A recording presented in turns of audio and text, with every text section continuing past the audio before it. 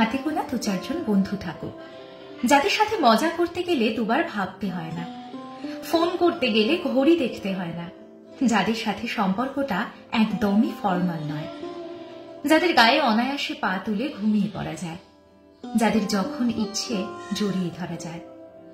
একটা মনের মানুষ থাকুক, যাকে হারিয়ে ফেলার ভয় পেতে হয় না, যে ভালো মন্দ সবেতেই সমানভাবে বর্তমান, যাকে চোখ বন্ধ করে বিশ্বাস করা যায়, যার হাসিতে দুঃখ ভোলানো যায়, যে মনোমালিন্যের সমাধানে ব্রেকআপ বলে না, আলোচনা করে ভুলগুলো ঠিক করে নিয়ে আবার শক্ত করে হাত ধরে নেয়। বরং গুটি কয়েক আত্মীয় থাক, যারা আসলেই আত্মীয়, যারা সত্যি ভালো চায়, হিংসা করে না, প্রয়োজনে আত্মীয়র ভূমিকা পালন করে।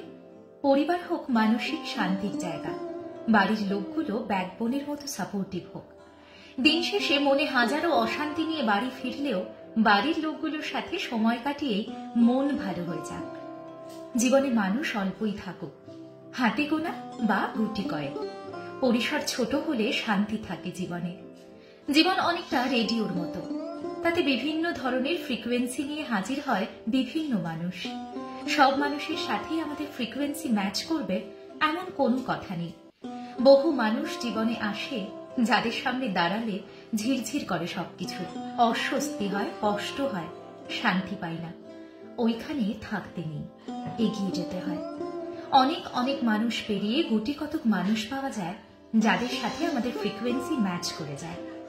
তাদের সাথে গান হোক, বন্ধুত্বের গান, আনন্দের গান, দুঃখের গান, ভালোবাসার গান, জীবনের গান।